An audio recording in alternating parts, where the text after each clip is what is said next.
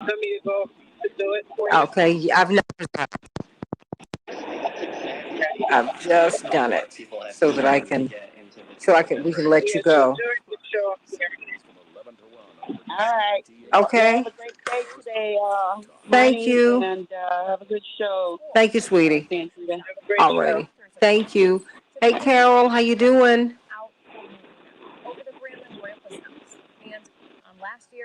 And okay. Okay, how's that sounding now? Yeah, it's back to normal. It's clear. Okay, very good. And please get Pastor Brooks up. Gotcha. Okay.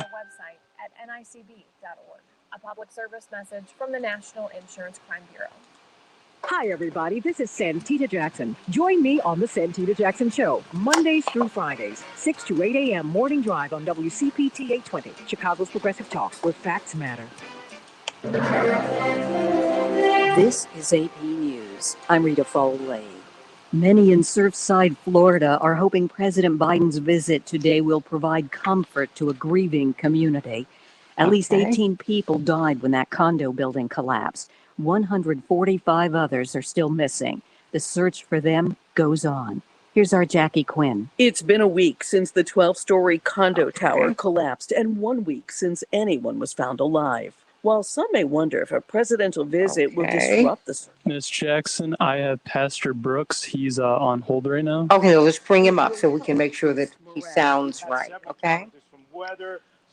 Gotcha. Let me do that right now. Thank you. That the president coming will bring some unity. Dozens of people remain unaccounted for, and now there are concerns back.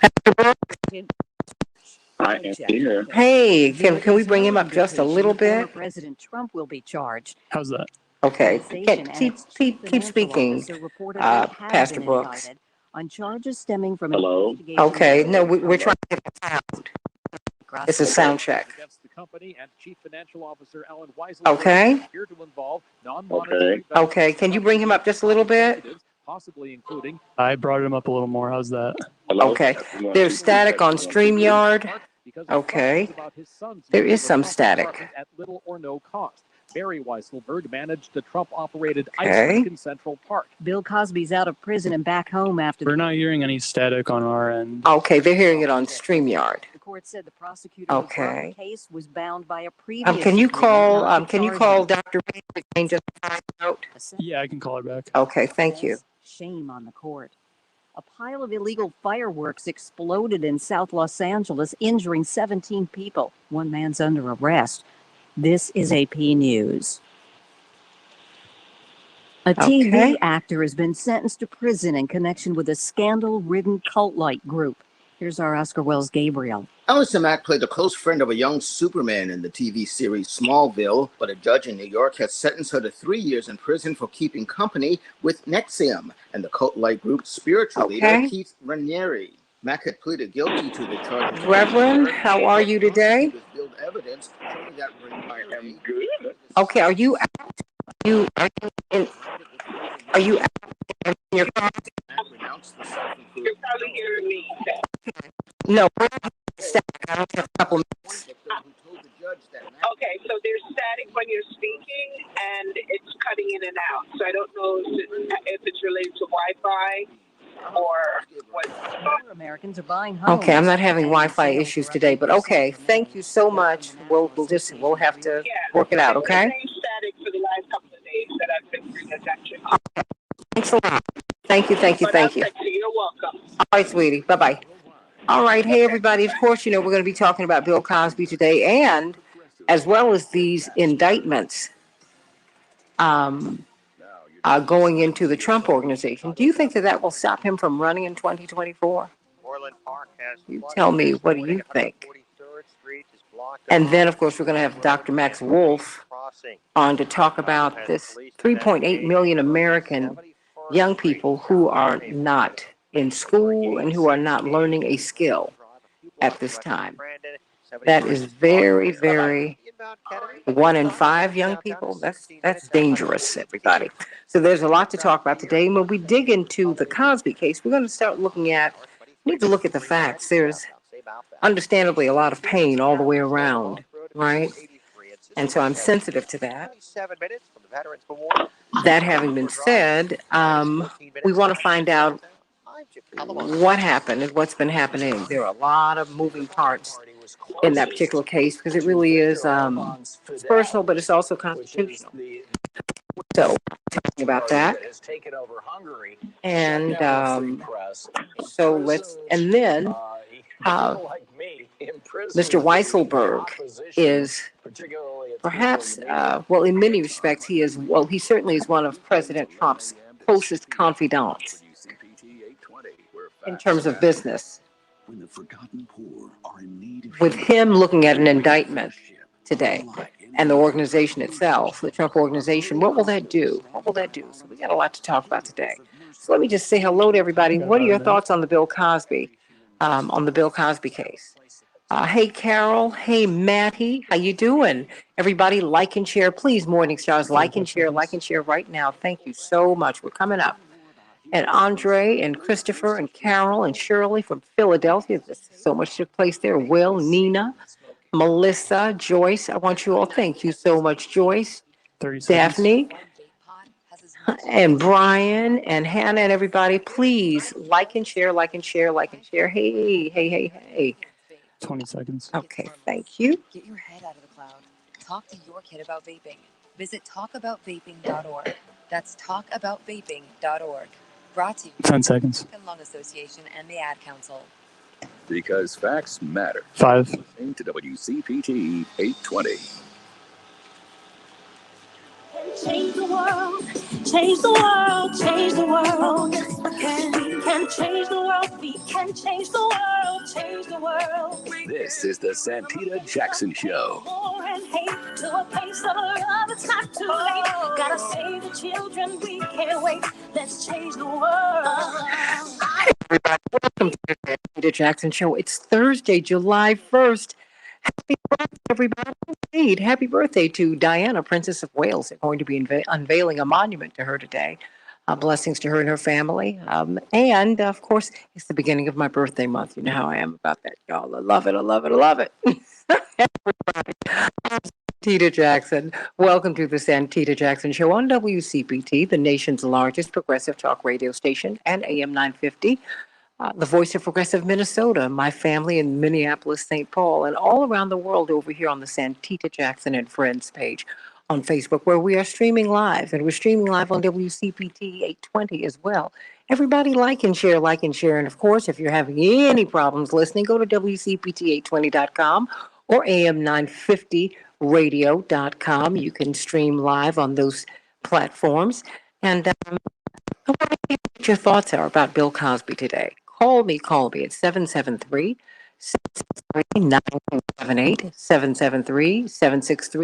773-763-WCPT. Let's dig down on this case.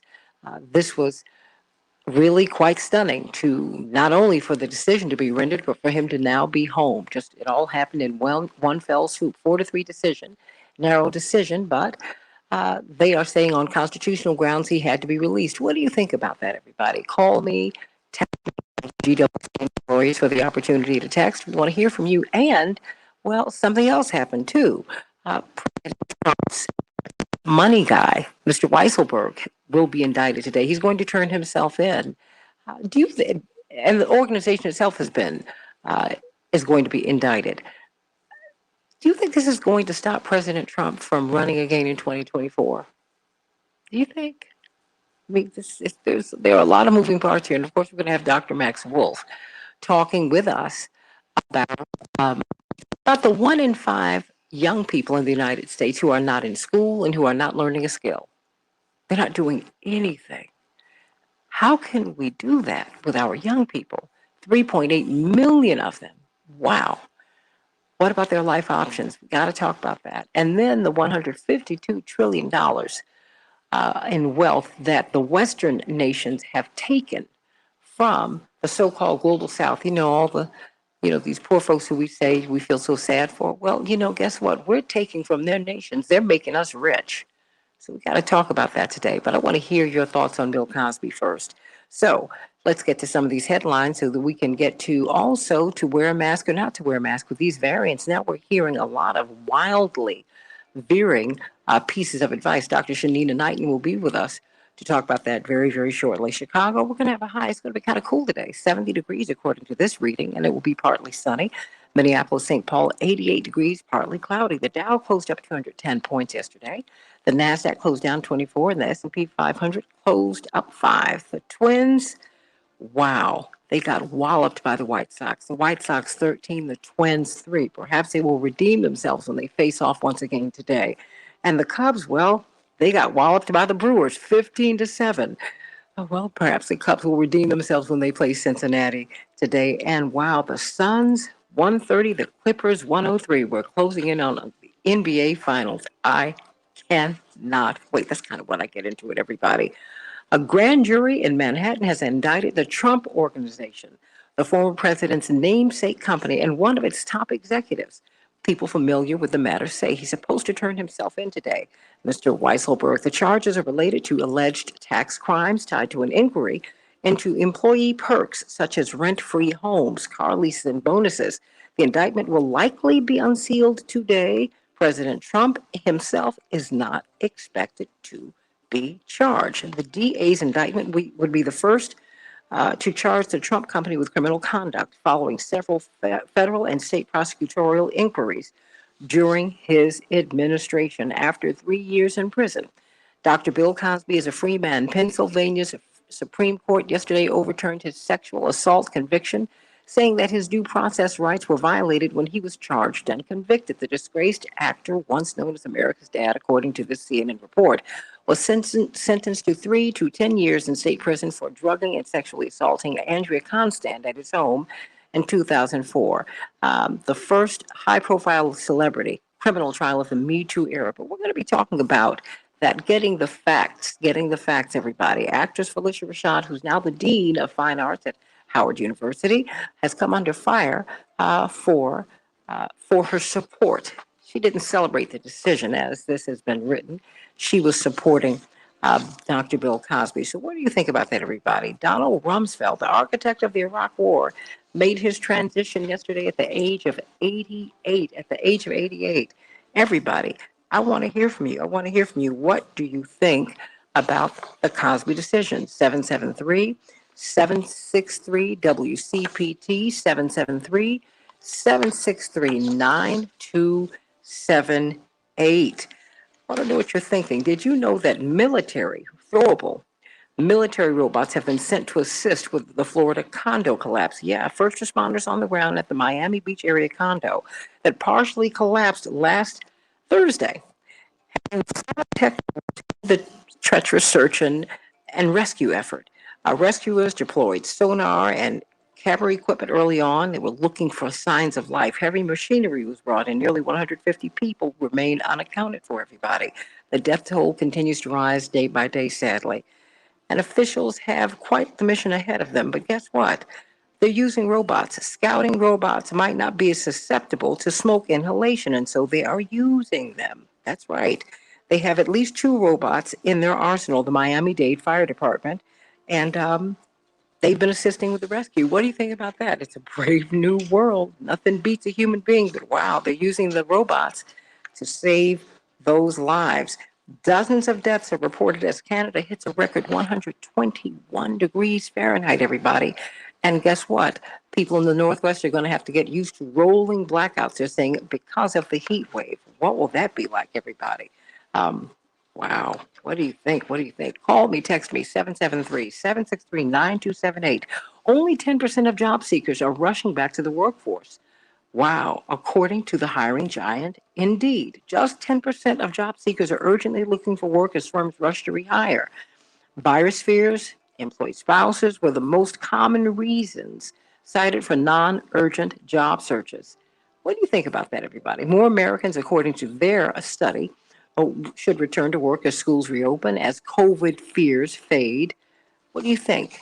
Why do you think people are just kind of slow walking it? Do you think that they want a livable wage? Well, guess what? If you go to the Yale Drama School, you have received a blessing. The billionaire David Geffen, I'm thinking David Ruffin of the Temptations, is giving $150 million to the Yale School of Drama, allowing one of the nation's most prestigious programs to stop charging tuition. Can you believe that? The graduate school, which enrolls about 200 students in programs that include acting, design, directing, and playwriting, announced the gift on Wednesday and said it would rename itself the David Geffen School of Drama at Yale University. Talk about cutting down student loan debt. Wow, that is a great thing. We've got the pastor of the Grace Central Church here with us, the brilliant psalmist, producer, songwriter. Of course, Your Will is What's Best for Me. That's his latest classic. He's written so many, but he's here to give us the good news today. What's on your mind today? Good morning, Santita, and happy birthday, Mom. Thank you. You go celebrate all birthdays. We better go on a lunch date or something. I'm not playing with you. Don't you have me fan you, woman. Okay? I love Santita, I'm excited about God's word. Philippians 4:19 says, but my God shall supply all of my needs according to his riches and glory. When I read the Bible like this, that's how it sounds to me. Santita, when you or anyone else read the word of God, it sounds like this. But my God shall supply all of my needs according to his riches in glory. Santita, if I had to use a thought for today, I'd use a thought so that everyone can understand. I need a discipline. I need a discipline.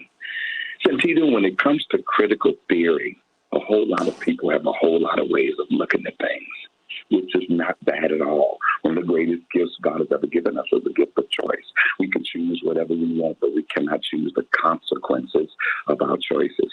You need a go-to source for what you do, of all you do, and of all the things that you believe about God. What is the attractiveness of it for you? When I read it, I look at it as an attractiveness for me. When you read it, what is it as attractive as it to you? Because the Word of God is a mirror. It's not a window. And every time I look at the Word of God from a window perspective, it's what everybody else should and shouldn't be doing. And God can never bless us there, help us operate in abundance, or he'd have to violate his word. And God is not going to violate his word for me, you, or our mothers. Watch this. What is it about God that you find appealing? What keeps you believing in your God? And this is why I love the scripture. He says, but my God. He didn't say, but God shall supply. He says, but my God. So each one of us as individuals must read God's word for how he wants our steps to be directed. What keeps you believing in God? Watch this. Well, you better find out, because it's a reflection of who you are. Santita, dreaming makes one hope. Discipline makes one's desire come true. He said, if I've supplied you with all your needs, what are you worried about that for? Your mother, your father, your job, your sister, your brother. He says, I got everything you need. And Santita, I'm about to run up out of here. Because watch this. If God has supplied all of us with all of our needs, we'll always have a seed. My God, my God. Say that again. Say that again. Say that again. If I've supplied you with if I've supplied you with your need, that is a seed for everything we desire, mentally, physically, emotionally, financially, spiritually, socially, culturally, verbally, sexually, professionally, personally. If God has supplied all of our needs, that is our seed. The only time the seed doesn't work, Santita, is when we turn our seed into greed. And when we turn our seed into greed, you have just contaminated the seed. You have a mission. Each one of us individually have a mission. We have something we have to do. And it's in front of us. It's not behind us. And here's what I'm going to close with, because I'm about to run up out of here.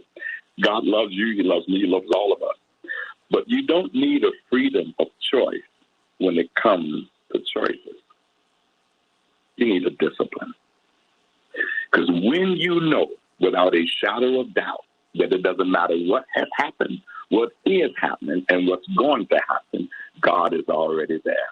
Only thing he asks us to do is discipline ourselves to know that he will supply all of our needs. And I want to close with this again.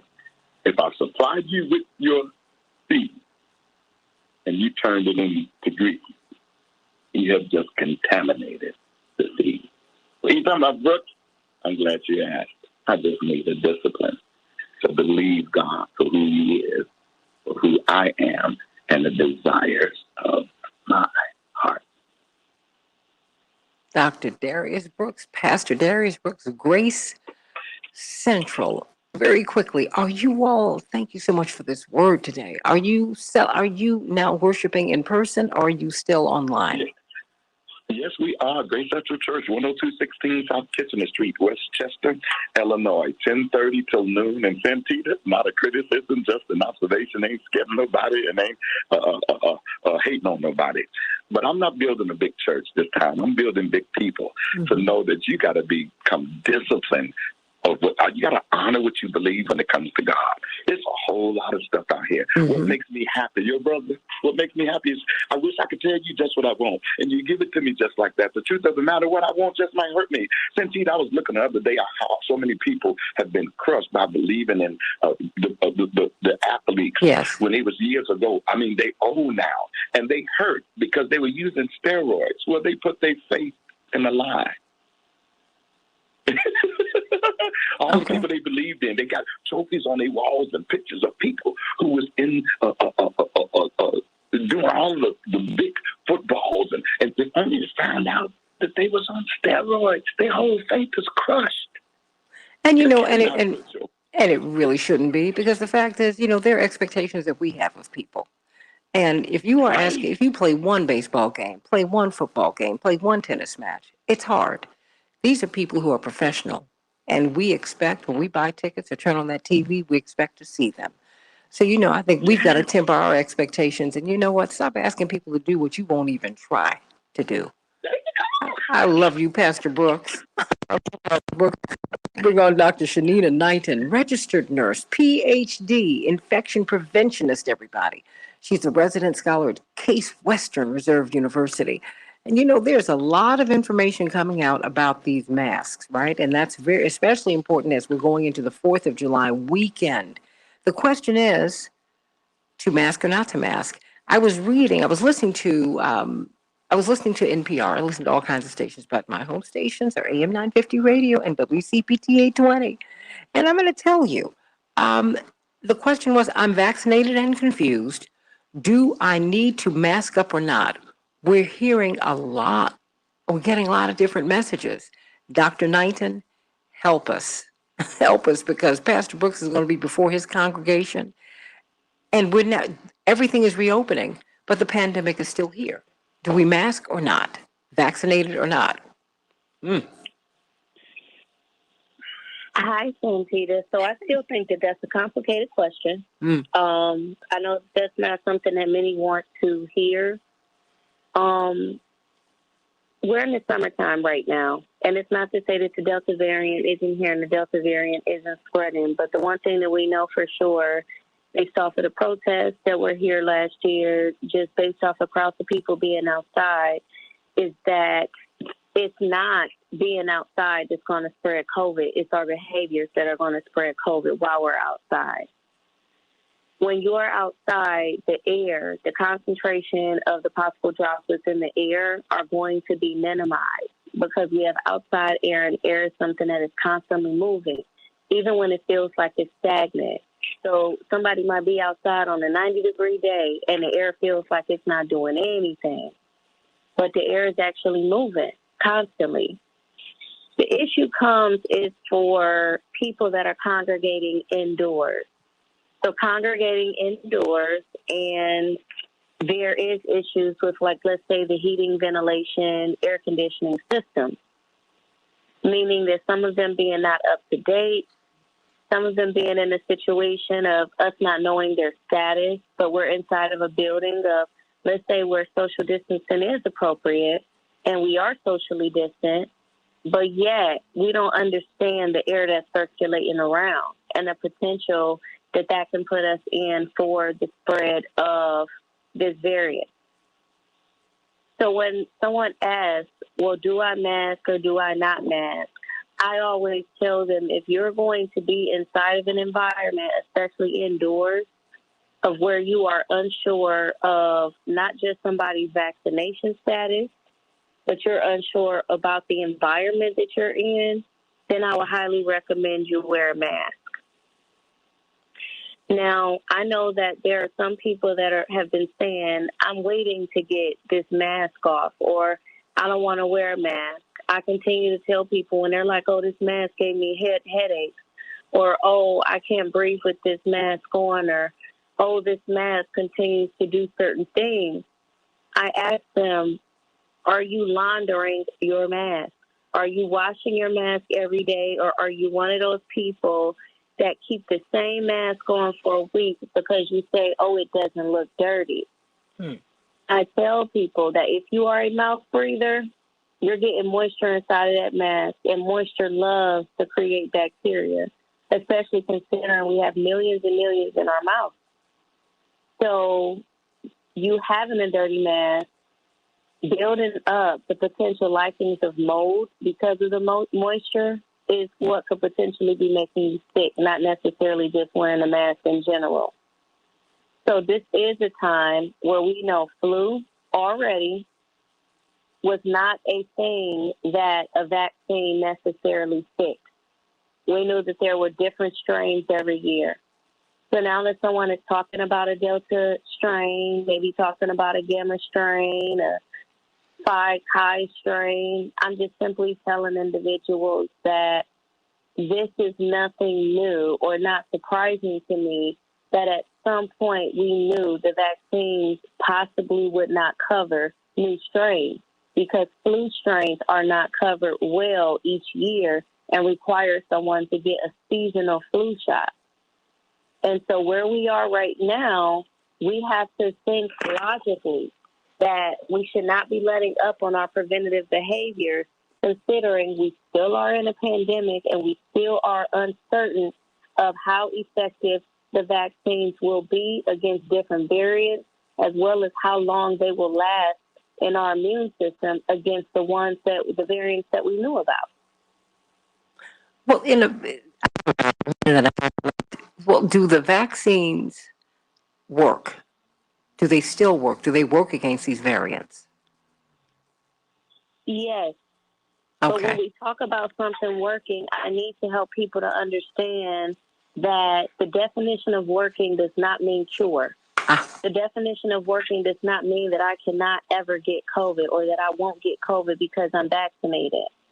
The definition of working means that with the number of individuals that were getting severe COVID or dying from COVID is now being lessened. The risk of having severe COVID or dying is being minimized because the vaccine is helping to mask some of those severe symptoms that would otherwise cause someone to be hospitalized, thus overwhelming our healthcare system. It does not mean that they may not necessarily get COVID, and it still does not mean that even though the symptoms of COVID are not there, that they still don't have the potential of suffering from long-term effects. So I always tell people, even if you've had it, you want to say, I don't want it again, or if you haven't had it, you want to say prevention is better than treatment and not try to get it because you understand the potential long-term consequences that we are discovering that are associated with this disease. Dr. Shanita Knighton, everybody. She'll be with us tomorrow, getting you together for the 4th of July holiday. Let's talk about Bill Cosby on the Santita Jackson Show. Joan Esposito, live, local, and progressive. Dr. Knighton, you are just a jewel. Willow Springs is powered by Hi. You do it. all been spending more time indoors. I'm not doing too much. Like I actually, whereas a lot of people may like celebrating a holiday, I'm actually somebody that like to just enjoy what I consider to be free time. My parents just get together at Jonathan's house or Yusuf's house. Now, Yusuf has a lot of kids. So we typically go over there and my mother barbecues and Jonathan barbecues. All my brothers are really great cooks. And Jesse will bring something that he loves to eat. And we just sit. Nice. Oh, yeah. What we do, honey, we do it every year, every holiday, because we're all neighbors, actually. So that makes it a lot easier. That's so awesome. Attorney Hoffler's there. You all sound like us. Like it's something that's, small scale, or it doesn't have to be super, super big. And it's like we're just enjoying company. When people come, they come. When they leave, they leave. After they eat, after they ate, if somebody want to take a nap, you do it. You take a nap, and guess what? I bring my containers. So I can bring food up. Oh, my gosh. That's it. Oh. That's it. Oh, boy. I cannot. Hey, do you hear me? Oh, I had some watermelon yesterday. I just couldn't. You guys, I started keto, but I had to have some watermelon. I had to have it. I love watermelon. What, CK? It's good for the soul. CK, I had to have it. I had to have it. Oh my gosh, and I got some more to do. That's Dr. Knight, is there Shanina? Hi, Dr. Knight, how are you? And we definitely have to talk. Oh my goodness. I almost, yesterday I had a whole day of depositions and I ended at like 10 o'clock. Putting the keys through. Okay. And we have got to talk. There's so many things I would love to chat with you about from what you mentioned, as well as just some collaboration that I think that we could do. There's so much concern, and I missed the first part, Santita, of the discussion, but there's so much concern about COVID, the variant, what it means, what people can do. I just know what I'm doing. I don't know what people say it means, don't mean, could mean, but I know I'm going. I never really departed from the map and all that kind of stuff. But even after getting vaccinated, and I kept the same protocols in my office. But 4th of July, I was going to have some people over, not a whole bunch of people, just a few. This is going to be my first adventure of me doing really a social event. And we were going to, enjoy food and play cards. One of my, passions is playing cards. And I have configured how we can do this. There's outside, inside, just to be on the safe side. And it's concerning me that when I look at TV in passing, I'm hearing all these exceptionally conflicting stories. I'm putting aside that I live in a state that's been open for 4 months. Okay, but it's a problem. It's a problem. I was hearing so much back and forth, CK. I was like, what is this? So, we're going to go back over this tomorrow because it'll be Friday. But do I take it there? Yeah, I'm here. Okay, very good. CK and Dr. Knight, say it because we're talking about the Bill Cosby case. You'll get some facts here. Listen, yeah, I do want to hear about that. I ain't gonna lie. But Say, you know how 10 seconds. That's what I get for listening to media all the time too, because I be confused. Stay right here. Stay right here. We're gonna get the facts. You can change the world, change the world, change the world. We can change the world, we can change the world, change the world. This is the Santita Jackson Show. War and hate to a place of love, it's not too late. Gotta save the children, we can't wait. Let's change the world. Hey everybody, welcome back to the Santita Jackson Show, WCPT 820, the nation's largest progressive talk radio station here in Chicago, and AM 950 Radio, Minneapolis, St. Paul, the voice of progressive Minnesota. I want to hear your voices, everybody. 763-9278. 763-9278. Yep, we're going to talk about the Cosby case. What did you think about the news yesterday? And really, Bill Cosby, Dr. Bill Cosby, is now home. His conviction was thrown out by Pennsylvania's highest court, by the state Supreme Court, in a ruling that swiftly freed him from prison, and he went home.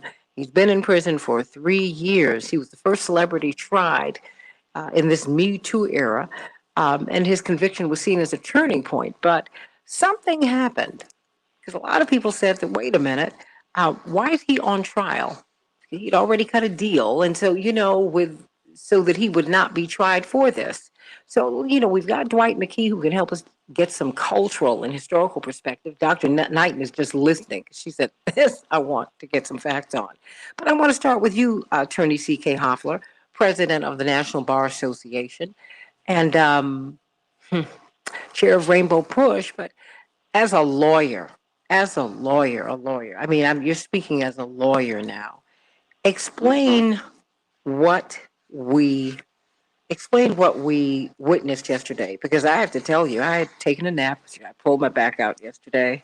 And so when I awakened to see on the screen that Bill Cosby had been freed from prison, I knew that was before.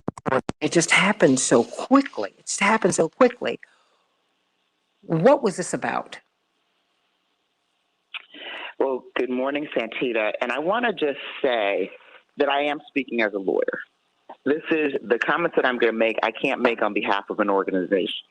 I'm speaking as someone who's been trained for 34 years as a lawyer, who's done primarily civil work, but who's also done some criminal, sort of high-profile, more white-collar criminal work, very little, but who's spent most of my practice on civil work, whether it was civil rights, whether it was corporate litigation, commercial litigation, opioid litigation, employment discrimination, international work, and so on in a civil context. So that's the backdrop. What we see here is the chicken coming home to roost. What do I mean by that? This is not a issue as to the guilt or innocence of Bill Cosby. We have to understand this. The question is not, did he do it? Did he molest the accuser or not? That's not what this is a commentary on whatsoever. It's not a commentary on whether the other 60 women or the other 4 women that actually testified in the case, whether he actually sexually assaulted or molested them. That is not what is at issue, and that is not how we have to look at this case. This is not, in my humble impression, a determination as to Bill Cosby's guilt or innocence. What it is an indictment on a deal that a prosecutor made because he understood quite clearly that he would not be able to amass the evidence to get a conviction in a criminal case against Bill Cosby. Again, I'm not making a comment on whether Bill Cosby is guilty or innocent of anything. This prosecutor said, I am going to focus on getting some measure of justice from a civil standpoint for this woman who I believe was assaulted. So what he did is he convinced Bill Cosby to do something that, quite frankly, as a lawyer, I don't know that I would have advised him to do, but that's just me, which is to forego his right to invoke something that is sacrosanct if you're facing criminal charges, which is a right to incriminate yourself, to use that Fifth Amendment defense. That is something that every single criminal defendant or someone who's being accused of a crime has the right to invoke. You don't even have to be accused of a crime. Even if you have allegedly, there are allegations that you engaged in a crime. If you give a statement under oath in a civil case, for instance, as was the case here, when it comes to the question of you engaging in alleged criminal activity, you have the right to plead the Fifth, to invoke the Fifth Amendment privilege, Fifth Amendment of the Constitution of the United States. And so what the prosecutor said is, if you forego that right, that protects you, by the way, from going to jail, and if you testify about what really happened in these instances for purposes of the civil case, we will agree not to prosecute you criminally. And Bill Cosby and his attorney, and again, I make no comment on the wisdom of it, I'm just saying what I would do, took that deal. And on that basis, Bill Cosby gave 4 depositions. 4 depositions. That's a lot of talking time. 4 depositions. And within those depositions, he made incriminating statements. Now, those are the facts as I know them. So what happens? That prosecutor leaves and goes on and does what he wants to do. And by the way, when you're a prosecutor, from my standpoint, the office, even though each prosecutor can make their own deal, it's the prosecutor. It's the integrity of the office. So that deal was made. New prosecutors come in. There's some political dynamics, and they're like, look, you know what? Whatever. We're not bound by that, and we are going to prosecute Bill Cosby to the fullest using the evidence out of those 4 depositions. That's the problem. It's a deal that went bad. Bill Cosby made a deal, and whether people feel one way or the other about his innocence or his guilt, that deal was made, and that deal should have been respected. So what the Pennsylvania Supreme Court said was, wait a minute. I want to be very clear. We're not really ruling on the guilt or innocence of Bill Cosby. What we're saying is the prosecutors lured him into doing these depositions for purposes of a civil case, and he relied on their promise that they would not use that information or would not seek to indict or convict him on any criminal charges. And they used that information down the line and did the exact opposite. And the Pennsylvania Supreme Court said it's not right. It's not from the standpoint of it's violative of what is sacrosanct with, pleading the Fifth. It is not consistent with the Constitution. A deal is a deal, a promise is a promise, and it is an affront to justice on a technical standpoint for an office of the prosecutor to promise one thing and to take it away later, and that's not justice. So on those legal grounds, Bill Cosby is free. I've got to underscore, because people are jumping right away to the guilt or innocence, the women who are standing in the way, and then how this is a step behind for the Me Too movement. But, that is not unfortunate, and I understand why people are looking at it that way. But what I have to say is, and it has a chilling effect, certainly, on those brave women and men who feel that they have been sexually assaulted. Let's take it out of the context of Bill Cosby from coming forward. But it's CK, a narrow legal issue. It also has a chilling effect on you when you cut a deal with the prosecutor, and then you go to you get tried for what they told. A deal, right? A deal is a deal. A deal is a deal. Okay, so then let me ask you this. Because they keep saying that he was released on a technicality. Is that true? Because I heard one of his lawyers say, no, it's not a technicality. This is a constitutional issue. Which is it? It's both, in my impression. It's based on the Constitution. And I had this debate with one of his lawyers, who's one of my members, on television. It's based on, yes, the Constitution for sure. It is. The right that he negotiated away, his ability, his right to plead the Fifth Amendment, to plead and to get the protection of the Fifth Amendment. And he chose not to do that because of this deal. So that's a constitutional issue. The technicality is the prosecutor's office. That's where it's a technicality, where the court is enforcing the deal and the promise based on the Constitution. That's why I say it's both. But what it is not is the determination of his guilt or innocence on the underlying charge. And they can't go after him again on these charges. This is done, finished, done. Now, there will be civil ramifications to this. I mean, of course, the same victims had several remedies at their disposal, and they probably will do that, or maybe new criminal charges will be levied. I don't know. But on this case and determination of this case, it's closed, it's done. And in my impression, it is not something that's appealable to the U.S. Supreme Court. The highest court of the Commonwealth of Pennsylvania has spoken, and I think it is based on constitutional grounds and a technicality. And it's unfortunate that people will look at it as a discussion of guilt or innocence, because it is not that. That is what it is not. that can be a discussion for a different day. That's a discussion that people have had for a very long time. Mm-hmm. But this ruling is not that. It is a ruling, however, and I do think that there is something about the criminal justice system, about how deals are struck, how if you do have money, because I dare say there are many people who are incarcerated today who never got offered, never, ever. And they also were subject to civil liability, meaning they had exposure civilly, not in the criminal court. And no one said to them, if you testify in this, I promise not to prosecute you, but you could have monetary damages. Let me give an example of something that is not analogous but touches on similar issues. O.J. Simpson. O.J. Simpson had a criminal trial. A jury spoke and said he was innocent of those charges. He was not guilty. Let me put it that way. He was not guilty of the charges as pled, and he was not guilty, and that's it. The jury of his peers said that. There was a civil case involving the death of Nicole Simpson because you have the right to bring a wrongful death case. Just as in the George Floyd murder, there was a criminal case, criminal prosecution, and the lawyers brought civil charges, and there was a settlement. That's what this system in our country allows us to do, to bring civil charges for wrongful death, for, in different states, civil assault and battery and the like. That's always an option for the victim.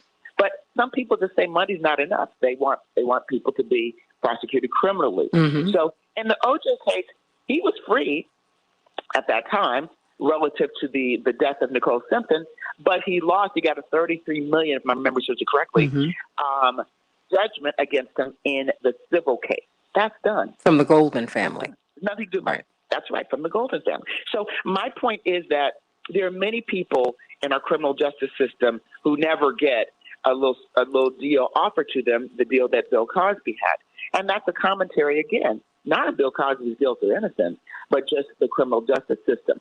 When there are political motivations, as there were with the second prosecutor, who just said, well, we're not going to honor that deal. We've got all this evidence, all these statements, and we're going to go for the gusto.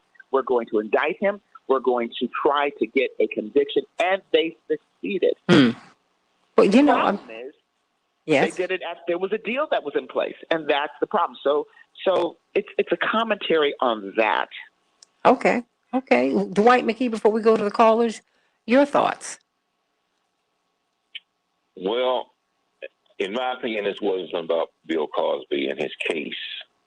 This really was about the criminal justice system itself, which is built upon the fundamental belief that when you cut a deal, that the deal would stand. The whole RICO laws, all the RICO laws, and those laws which brought down the mafia, was based on the fact that you could tap the phone of some of the defendants, get information on them, cut a deal with them to testify against the big fish, as they call them, and put the big fish away, and the little fish get less time.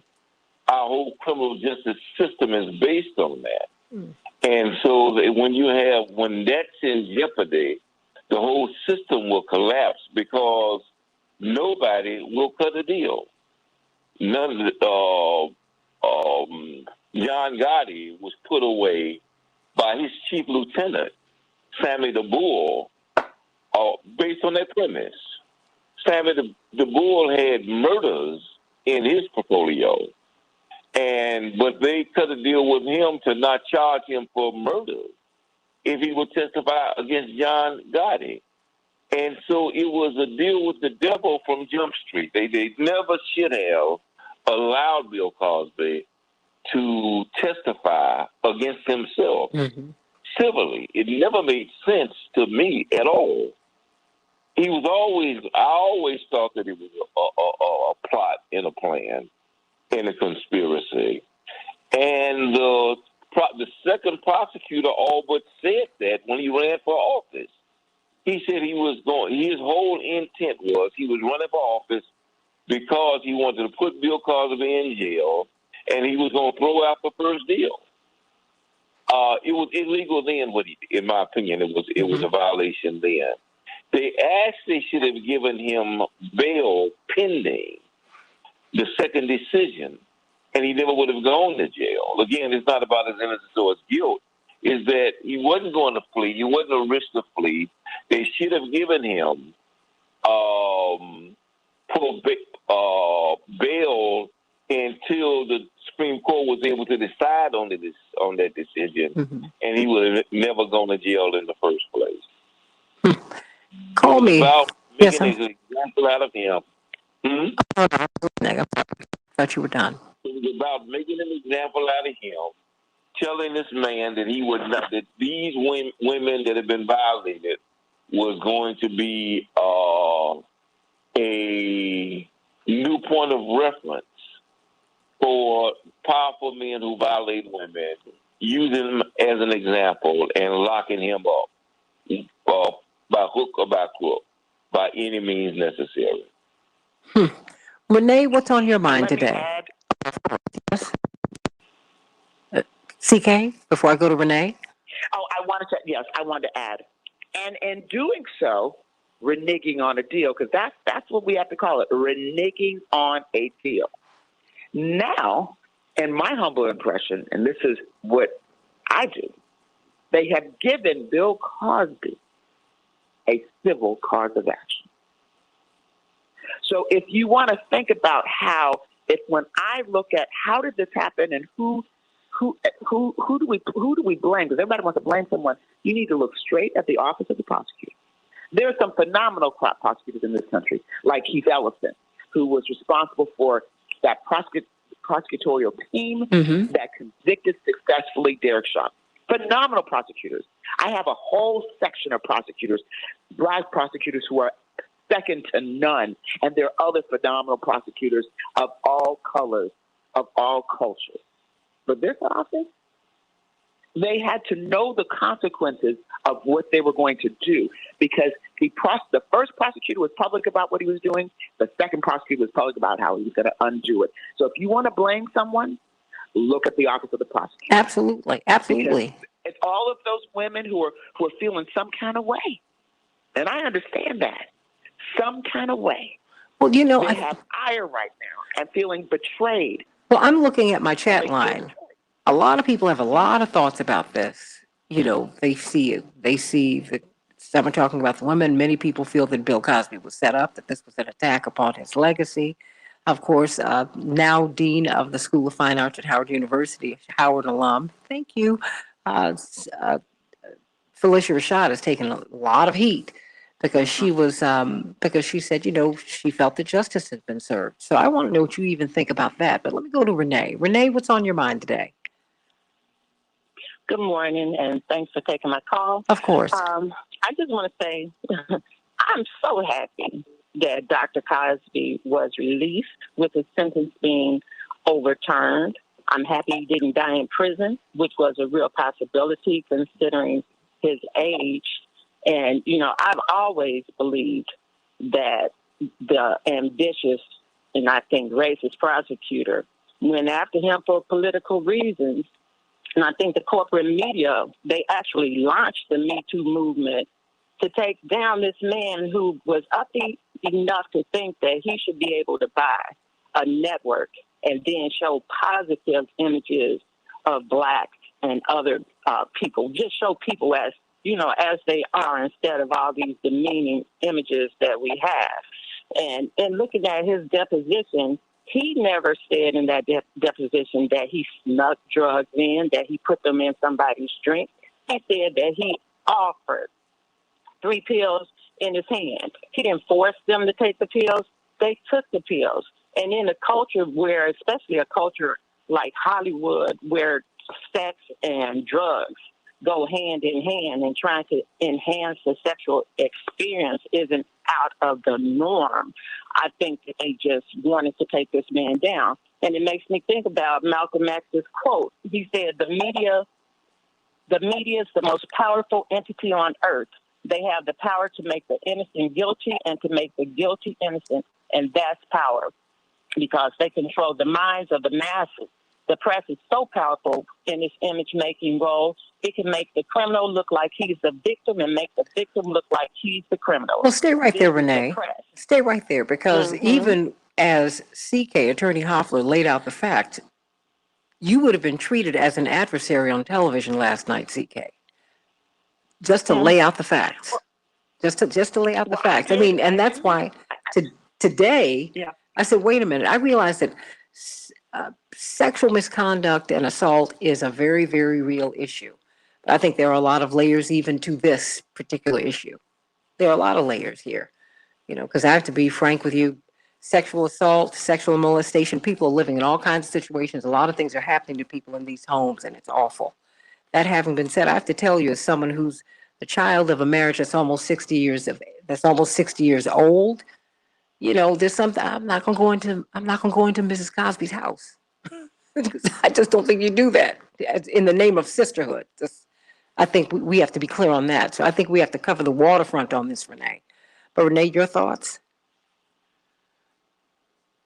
Is Renee still there? Well, my thoughts. Yeah. Hello. Yeah. Yes, I'm. Yeah. I just personally think that they went after this man. They can assassinate you with a bullet, or they can assassinate your character. And I think they wanted to bring him down, and they went about doing it. And these women who came forth, some of them, they were solicited to come forth. And just because somebody says somebody did something, it doesn't mean that they actually did. And some of the women, the stories they gave, like Beverly Johnson's story, to me, it just sounded so outlandish that it sounded like it was more fiction than fact. And I mean, you had television shows going after him. You had even Scandal doing an episode that was similar to Bill Cosby's. They painted the jury pool. They had America turning from thinking this man is a beloved father figure to making him the worst criminal on earth. This predator who just drugged women. He would get innocent women and just drug them. It's ridiculous, and I think they served their purpose forever. People are going to look at this man as somebody who's tarnished with a question mark about whether, well, no, there's no question mark. They'll just say his money got him off, but that he's a predator. And I don't think he was ever a predator. I think he was a man who had access to a lot of women. Everybody, what do you think? 186. I was about to say, I'm about to give you another number for another show I do, but this is 773-773 WCPT 773-763-9278. A lot of people are feeling so many kinds of ways about this, and I want to hear what you've got to say, not just right up here. But Robert Williams says Bill Cosby got railroaded on the strength of people who were, let's just say, less than honorable. A lot of people saying that. I mean, and we're not hearing that. I mean, we're hearing something else. So I want to hear what your thoughts are. I want to hear what your thoughts are. Do you know the facts of the case? Do you know that this was really about? You said that this was about a deal he cut. CK, I literally have 1 minute, 60 seconds. This was a deal that was cut with the prosecutor, and that deal was violated. What are the, just in 30 seconds? Well, when we get back on the other side of the break, I want you to tell us what the ramifications are. If you cut a deal with a prosecutor and they say you're not going to be tried on this at all, so now tell us. Now, personally, I think he got some bad legal advice. Now, spill your guts. You're not going to be prosecuted on this. And then you're tried on it. And you are prosecuted on it. What does that do to the legal system, CK? I got 30 seconds. What it does is it causes us not to have any faith at all in the legal system if prosecutors are allowed to do that. I want to underscore this is not about whether he's guilty or innocent. A lot of the callers are calling in saying, well, I thought he was innocent, I thought he was guilty. That's not what this is about. We don't need to look at it through that lens. It's about the justice system, and it's about a deal that went wrong. The prosecutor promised something, and they reneged on that. 25 seconds. And as a result of him relying on it, he made statements, and they used those statements, by the way. Absolutely. Absolutely. Opened up other doors. People, no, hold on, because I got a heartbreak. And in fact, she has her own legal show on WAOK, the iconic radio station down in Atlanta, every Tuesday from 11 to 12 Eastern Time, 10 to 11 Central Time. She's going to be talking about this and so much more next week. But right now, we're talking about Bill Cosby and the Trump Organization. In just a few minutes, back with more of the Santita Jackson Show.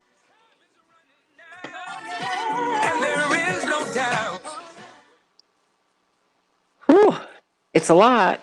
Shanina, you still there? I am. That's all I can say. And when I tell you, she hit a nerve, because CK, when you mentioned the fact of people signing away their rights and really not understanding and being persuaded by the prosecutor, but because we got such a health literacy issue with law, like I literally have males in my family that were persuaded to take stuff that they like take sentences, and they were innocent. It strikes a nerve, CK. It does strike a nerve. And that's the discussion. I just don't want the discussion to devolve, and I think it's impossible for it not to. Well, no, but it's being aimed in this direction. The real issue. They're retrying. They're retrying Bill Cosby again. It's like they want him to go back to prison. You know, I don't hear anything, even on news networks. You know, I didn't hear any objectivity. I mean, at all, at all. And my thing is, how are you supposed to trust your information if the newscaster, if the anchor is leading with, "Can you believe this happened?" I mean, whoa. Well, and you know,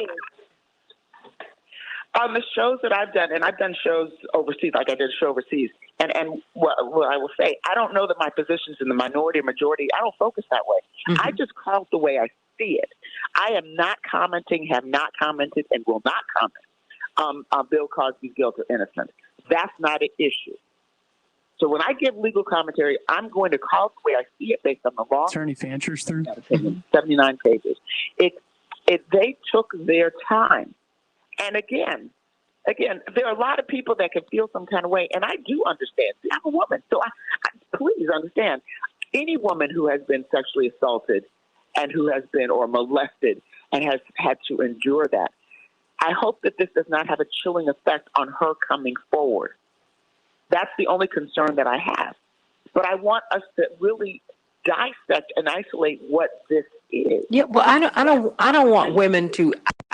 You want feel and men who've been sexually assaulted. Yeah, and men. I want them to be able to do that. That having been said, I don't want to see someone railroaded either. I mean, I think we have to look at the 360 degrees of this, and there are 360 degrees of this. Each degree matters, each one. So, Renee, you still there? Even then, it's a matter of selective prosecution. Renee dropped. Okay. The Elvis president moved a 14-year-old from Germany and had stayed with him for 3 years and lived in his house. And then he married her. Nobody ever raised a question and put him in jail. Jerry Lee Lewis married his 13-year-old cousin. And nobody ever put him in jail. It wasn't legal. Now it wasn't really legal then. And so it's really about who you want to take down more than it is what the deed is. Whether he's guilty or innocent, it's still a choice about whether or not it becomes a prosecutable crime. And that's also selective, and it's all arbitrary. Hold on one second. Hold on, Dwight. I want to, because I'm trying to do a sound check here. Attorney Fancher? Good morning. Okay, very good. I want to make sure that Cosme, you can hear him? Yeah, I can hear him. Okay, very good. Okay. I just want to make sure. CK, let me hear you. Yes. Okay. Yes. Dwight? Yeah. Okay. And Mark Fancher? Yes, good morning. Okay, no, just I have to make sure that the sound is right. Okay, you guys, continue. We have about 2 minutes before we come back up. Dwight, you were saying? I was saying even in the selective prosecution, people make the decisions whether or not these crimes are really crimes. And so Elvis Presley, who was the highest profile artist in the world then, brought in a 14-year-old from Germany to live with him. He eventually ended up marrying her about 5 or 6 or 7 years later, but nobody even raised a question to him about the legality of it all. He brought her from Germany, but the boxer Johnson took a white lady across state lines who he eventually married. They put him in jail for white slavery. It's all about selective prosecution anyway. Hey, call me 773-763-WCPT, 773-763-9278. There are a lot of issues at play here, and that's why we're talking about that today. And, you know, we also, maybe we'll talk about this tomorrow, President Trump's money man and his organization is facing indictment today. And some people are saying that President Trump is feeling gleeful. He said, they didn't get me. Do you think that all of this will disincentivize him from running for president? I don't think so. It's a lot to talk about today, but you know, everybody wants to talk about Bill Cosby, and we will go where the conversation goes. At the bottom of the hour, we will be talking with Dr. Max Wolf about these 3.8 million young people in the United States. 1 out of 5 are not in school, and they're not learning a skill. They're not learning a trade. What is that going to do to us? We're going to keep on going as long as we can keep on going with this. How about that? So, we'll be up in 1 minute.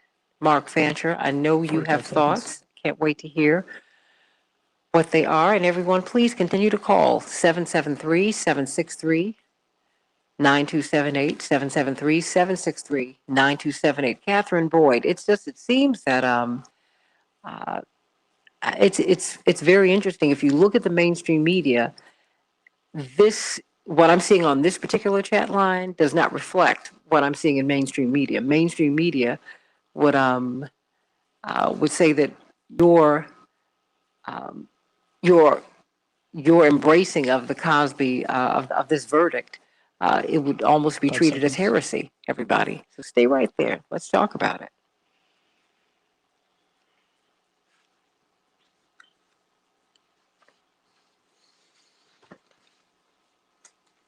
We can change the world, change the world, change the world.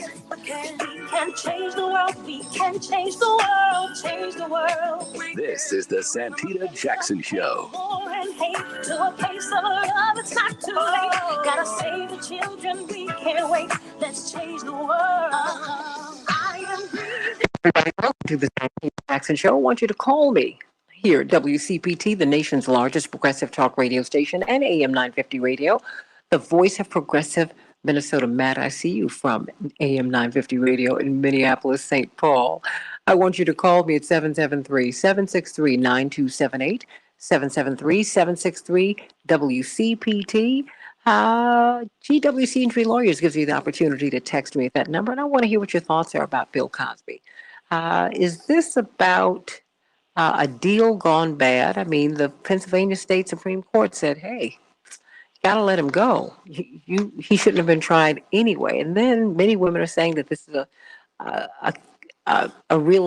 this is destructive, this is hurtful to the Me Too movement. I want to know what your thoughts are. 773-763-WCPT, 773-763-9278. We're going to have Dr. Max Wolf on to talk about these 1 out of 5 American young people who are not in school and who are not learning a skill or a trade. That's big, everybody. 3.8 million of them.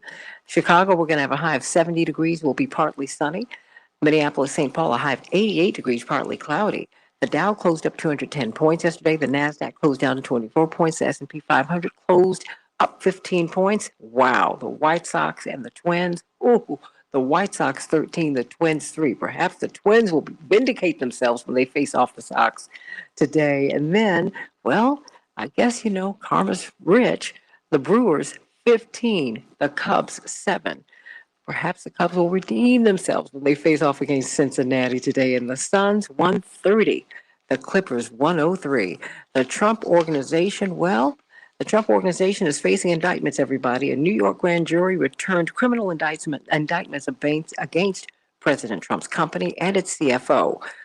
What do you think about that, everybody? 773-763-WCPT, 773-763-9278. Alan Weisselberg is expected to turn himself in today and to plead not guilty. What do you think of that, everybody?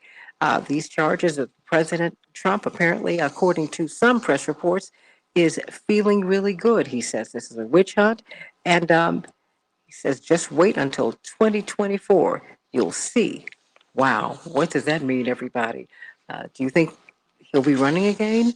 Rescue teams have been working around the clock to sift through the rubble of the Florida condo collapse, and reinforcements are being brought in, including throwable robots. Everybody, robots cannot suffer from smoke inhalation and inhaling all of those dangerous particles that are floating around in that area. So far, 18 people, including two children, two babies, are confirmed dead, with 145 people still unaccounted for. Everybody, the more contagious, more aggressive Delta variant of the coronavirus has been detected in all 50 states and Washington, D.C. Health experts predict there could be especially dense outbreaks in pockets of the U.S. with low vaccination rates and low rates of prior infection, namely rural and southern communities. But even if you have gotten the vaccines, you are being told by many health officials to continue to mask up. Everybody, continue to mask up. Well, something surprising happened yesterday. Bill Cosby, after 3 years in prison, Dr. Bill Cosby is a free man. Pennsylvania's Supreme Court yesterday overturned his sexual assault conviction, saying that his due process rights were violated when he was charged and convicted. We have got a tremendous panel talking with us about this today. Of course, we've got C.K. Hoffler, the president of the National Bar Association. She's been practicing law for more than 30 years. Dwight McKee's been giving us a cultural perspective, brilliant social scientist. And of course, noted civil libertarian, brilliant lawyer, attorney Mark Fancher. Attorney Mark Fancher, we have been hearing from Renee, who called in, and want to hear some more from you all, because boy, oh boy, everybody on my Morning Star is making a lot of comments. Everybody like and share. Like and share. And please like and subscribe and check us out on YouTube on the Santita Jackson Show page, and on Instagram at Santita Jackson IG and at Santita J on Twitter. What are your thoughts about this case, Mark Fancher, attorney Mark Fancher? Well, cases like this are sometimes more than what the legal system that we have in this country can really handle. The system is built to deal with only certain types of situations well. With respect to that aspect of the case that's procedural, and which is intended to ensure the protection of a person's constitutional rights, this decision was exemplary. I mean, it is exactly what should have been done, and many times the saving grace of a system which is flawed are individuals within it who have integrity and who are honest and who want to make rulings that are guided by the law, as they should. And this is one of those cases. Notwithstanding the merits and the equities of the behavior that's been alleged and all of that, they were able to look past that and see that for the sake of the system, they needed to ensure that people who come forward and surrender rights guaranteed to them under the Constitution, in this case, Fifth Amendment right, not to incriminate oneself, that those rights are protected, and that when the representative of the state comes forward and offers a guarantee that by speaking, by incriminating oneself, you will not suffer a penalty for that, then that's something that has to be honored. And so for that reason, that was exactly the right decision for them to make. It goes beyond any concerns that the system or the courts or society might have about Mr. Cosby himself, and it extends to the rights that are enjoyed or supposedly should be enjoyed by many, many people across the country who every day in cases that are much more low profile, many anonymous people that we never hear about, enter into similar types of deals with prosecutors all the time. They need to know that they can expect that those deals will be honored and that the system will protect their constitutional rights. So for that reason, it is a decision worth celebrating in my view. Beyond that, there are the equities of the case, the concerns about the behavior that's been alleged, the impact that it has on women who have been abused, and all of those things. And, you know, in that respect, I think that sometimes the legal system really is incapable of sorting all of that out in the way that is most appropriate given the particular circumstances and nuances of all that's being alleged. So, you know, for that, you know, in some cases like that, I just say I leave the judgment to God. You know, only He knows, aside from those who were actually involved in this, what actually happened and what the proper outcome should be. Everybody call me, 773-763-WCPT, 773-763-9278. I want to give you and CK, Dwight, a minute apiece before we go to these callers. A lot of people want to weigh in. Dwight, your thoughts on yesterday's decision? Well, as Mark just said, I think yesterday's decision is the only way really to protect the whole system. And with that kind of ruling, that kind of a situation, it jeopardized the whole system. Again, I go back to even then, even though it looked as if it was an equitable outcome, the notion of selective prosecution is also real. As I think about Roman Polanski, who was never prosecuted. I think about Woody Allen, who was never prosecuted. Elvis Presley, who was never prosecuted. Jerry Lee Lewis. Jerry Lee Lewis was never prosecuted for marrying his 13-year-old cousin. And so, in my opinion, that Bill Cosby, Michael Jackson, the high-profile black guys are usually targeted and may try to be made an example of. And even when they are exonerated, the toll on their reputation. And Bill Cosby was not exonerated, but he was let go. But the toll on their reputation and their positions are so profound that they're never at the status that they were before this thing kicks in on them. Where these other guys who are equally liable are never charged by the prosecution. CK, about a minute. Yeah, I'm not going to comment on the guilt or innocence. I'm not commenting all that because I don't even think it's appropriate in this case. And I'm looking at this strictly as a lawyer with my training. This is a shocking. It is a shocking decision. It is a shocking decision, but it is even more shocking to me that a prosecutor made this kind of deal.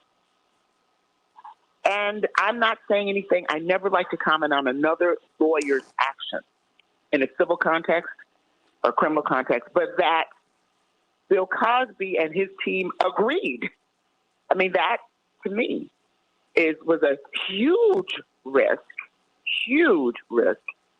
And pursuant to that agreement that Bill Cosby gave for deposition in a case, in a civil case, hours and hours and hours and hours of testimony. And that testimony was used subsequently to convict him. That's the system gone wrong, and that's what this is about. So, again, the prosecutors in this case, that prosecutor's office messed up. They messed up. There was a deal, and they violated that deal. And that's how I see it. It is just that simple. All of the other, the everything else that's flowing forward, the immense pain that so many people are feeling because they're looking at it from the merits. They have a view one way or the other whether Bill Cosby is guilty or not. Unfortunately, that's not what the Commonwealth of Pennsylvania Supreme Court looked at, because that's not the issue here. He was not exonerated on any level. He was not free for innocence. He was let go because he made a deal and the prosecutors reneged on that deal. And there's something chilling when it comes to constitutionally guaranteed rights. And it is sacrosanct in our system that you have a right not to incriminate yourself. That's the Fifth Amendment. There might be all kind of bad things that we could say about the Constitution and the evolution of the Constitution in this country. But that's one thing. That's one thing that all criminal defendants, potential criminal defendants, anyone who may have even thought of committing crime, that's something that they always can count on in this country. Okay. Let me go to Annie from Elmhurst. Annie, what's on your mind today? How are you? Hi, good. How are you this morning? Great hearing your voice. Thank you. I'm calling. My comment is this. I think it's really important to look at the big picture. With this situation, Bill Cosby and the system is letting down not only Bill Cosby, like was just said, however, also the women from the Me Too movement and all the women who've been through this, because it's not looked at in a way that is appropriate. I mean, look at the way that the system is messing up, just like the system messes up for women's rights for abortion, just like system messes up for other things that have to do with women's rights and things. So we have to. I think it's important to look at the bigger picture with regards to how this process is all this happened. At the end of the day, the system and the politicians and the prosecutors are still in charge of what happened and how these cases that are against the women's bodies are treated. So I'm just, my comment is that I just think the whole system needs to be taken back in, relook at the whole thing, and address it from a standpoint that's going to protect not only women who are hurt, but amendment rights as well. So it's a bigger picture situation, and I'm really, it hurts on all angles, really. It hurts from all perspectives because the system needs to change. Yeah, I mean, you see corruption all the way around. You really, really do. Any drive early? Thank you. Because I could hear you were fired up. She's fired up too. Thank you so much for calling in. Casey from Chicago. How you doing, Casey? You and your guests. I got a question and I got a comment. I wanted to know, Mr. Cosby, would he be able to sue the state for sending him to prison illegally? And that was my question. My comment is Marv Albert. He was convicted of sodomy must have been about 10 years ago. And he admitted to doing it, so he wouldn't have no prison time.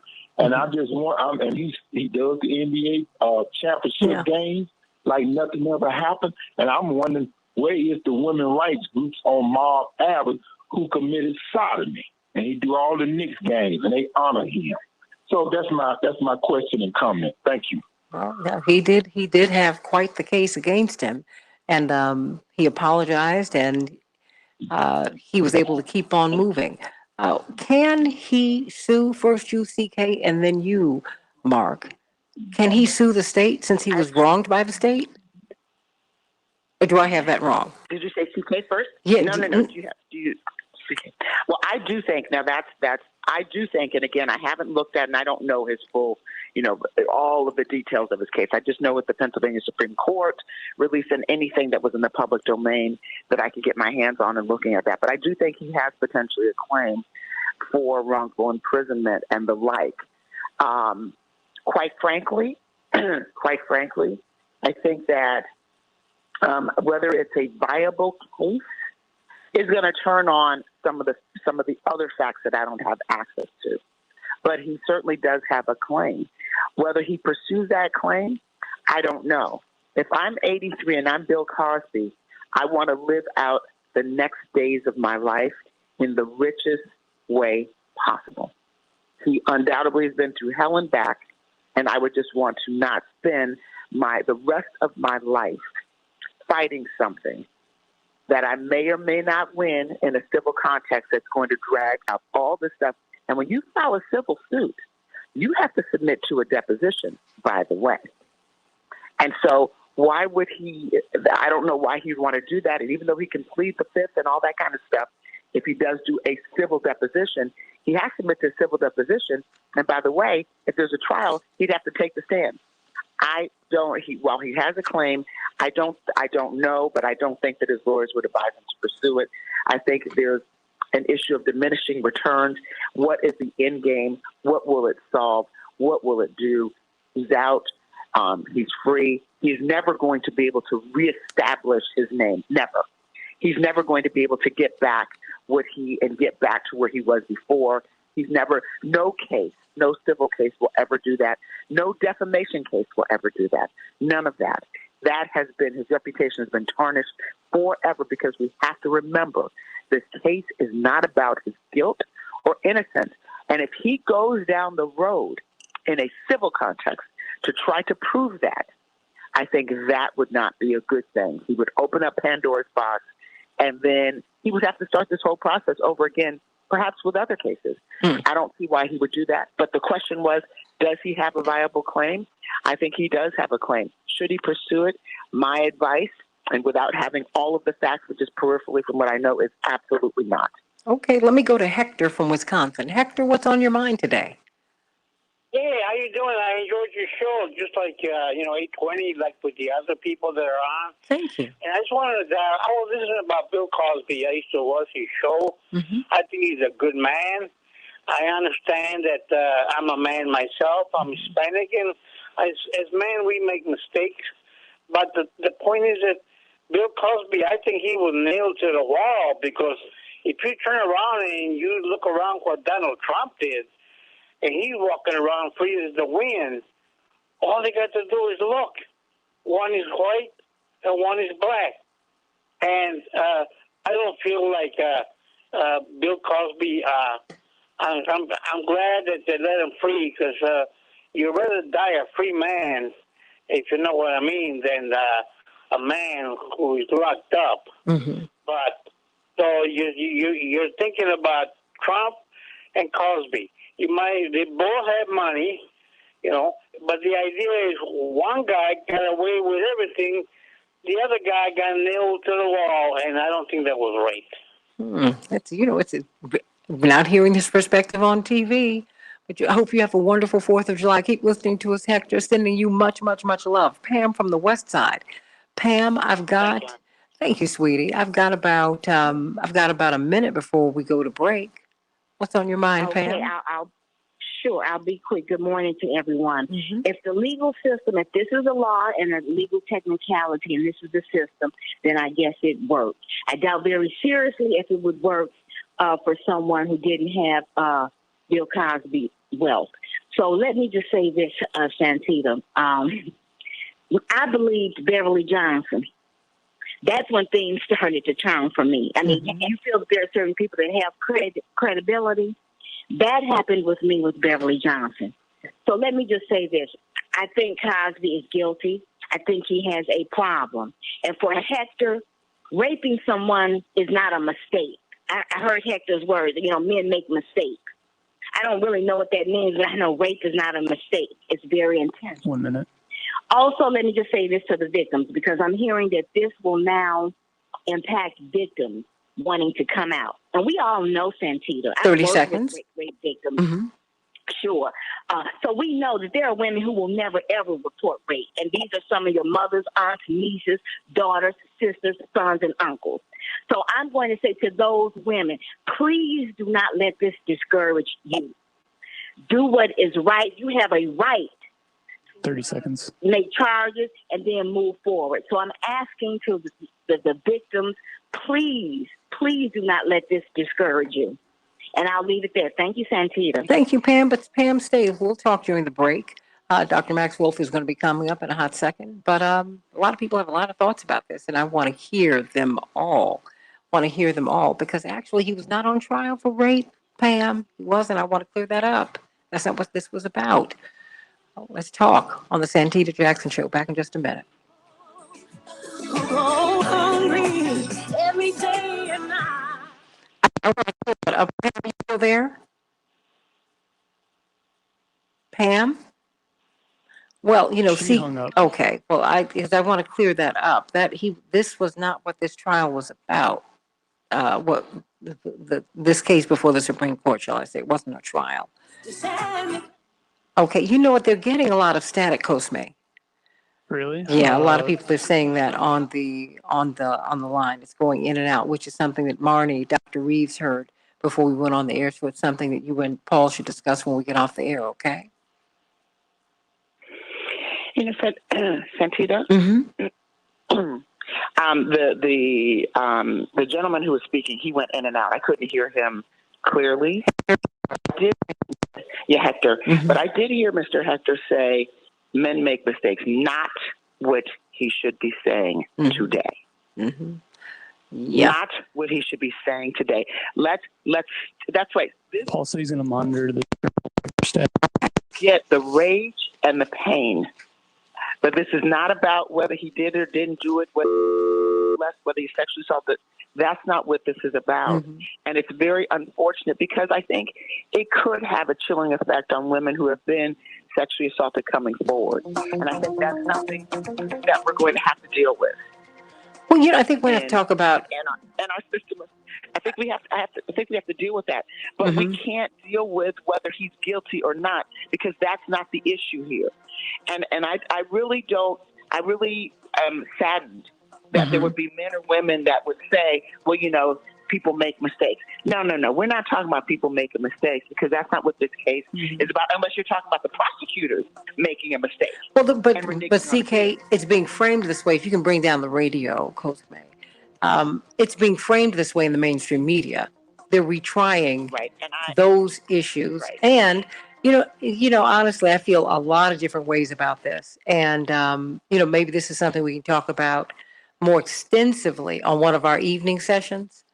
Because, yeah, certainly. Because I think that we've got to look at, I think we have to look at all of this. No one's talked about Mrs. Cosby, her feelings about people coming into her house. Let me just say that people coming into her house.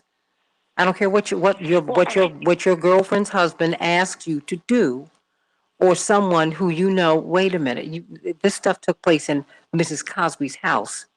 Sometimes. So I'm feeling all kind of ways about this, and I don't want to see anyone hurt, and I don't want to see rights violated, and I think so. So I'm hoping that we'll be able to ask ways of this because one of the challenges you have, CK, and Mark, and Dwight, and Dr. Wolf, as you join us, is that sexual abuse is rampant in the world. Yes. It just is, but also is the violation of our rights is rampant too. It's a lot, but CK? It is. I call them all pandemics. Policing reform, the need for policing reform, a pandemic. This is an extension of that. It's a criminal justice system. And so I just think it needs to be applied evenly. Justice for one is justice for all. So, stay right there. Okay. Stay right there. We've got Dr. Wolf on. He and I are talking about something else, but we can continue this conversation in just a few. Dr. Wolf, how are you? He keeps hanging up on me. Call him because that's just something going on with his phone. Okay. Just keep trying him. Yes, keep trying him till you get him back. Yes. This question is gonna be the discussion for weeks. It's going to be the discussion debate for weeks. We're going to be going on soon. Okay, just bring him on. Just continue to try him. Okay, I'm sorry, CK. We'll continue the discussion until we get Dr. Wolf. Yes? Right, this is going to be the discussion. Stand by. Hold on.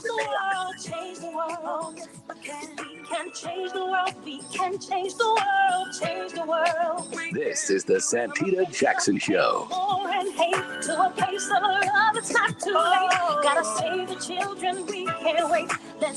Hey, everybody.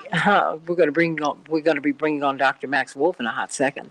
But you know what, everybody, Pam, I wish you had stayed just a little longer because we wanted to engage you. But a lot of people have a lot of feelings for a whole lot of reasons about this Cosby case. We're watching a cancel culture in which we're not really allowed to speak freely. C.K. Hoffler, president of the National Bar Association and chair of Rainbow Push, I emphasize she is speaking on her behalf as a lawyer today, as is attorney Mark Fancher, brilliant civil libertarian he is, and Dwight McKee, noted social scientist. We've been talking about this, and you could hear Pam's pain, CK, and Dwight, and Mark, attorney Fancher, and Dwight McKee. You could hear her pain. You could hear it. But I wanted us to emphasize. I wanted you to clarify, attorney CK Hoffler. Was this about? What was this case about? Because she said, this is about, uh, you know, women who've been raped and men who've been raped should not feel that they cannot come forward. Was that what this case was about yesterday? CK? Is CK still there? Okay, Yeah, I believe so. Okay, well, let's bring her up. CK? Yes, can you hear me? No. Okay. What is this case about? Okay, okay. Very briefly, and we're going to wrap this up so I can shift to Dr. Wolf. But I promise you, everybody, we will be talking about this. I'm going to have a more extensive conversation about this in the next day or so. Okay, I will do that. I promise you, because there's a whole lot that we are kind of holding on to, CK, and I hate to let it go. But CK, just very quickly. Certainly. Very quickly, Pam, I feel your pain. A lot of women may feel that way, but this case, this opinion by the Supreme Court of Pennsylvania was not about Bill Cosby's guilt or innocence, whether Beverly Johnson was right or wrong, whether he believed any of the victims. That's not what this case is about. It's about the prosecutors making a deal. And as a result of that deal that was made, Bill Cosby waiving his constitutional right, and then the prosecutors reneging on that deal, causing Bill Cosby to incriminate himself. So what they did is they used information that he gave in depositions based on him not agreeing not to invoke the Fifth. If he had invoked the Fifth Amendment, he would not have given a deposition for four different depositions where he talked about a lot of things. All the things that he talked about were the basis of the subsequent trial where he was convicted. So, but for them luring him in to this deal, he would not have given those statements. Those statements were the basis of his conviction. And so that's why because the prosecutors reneged on their promise, that is why the Pennsylvania Supreme Court reversed the conviction and vacated it. So it's not about his guilt or innocence. It's about the process, and it's about the constitutional rights.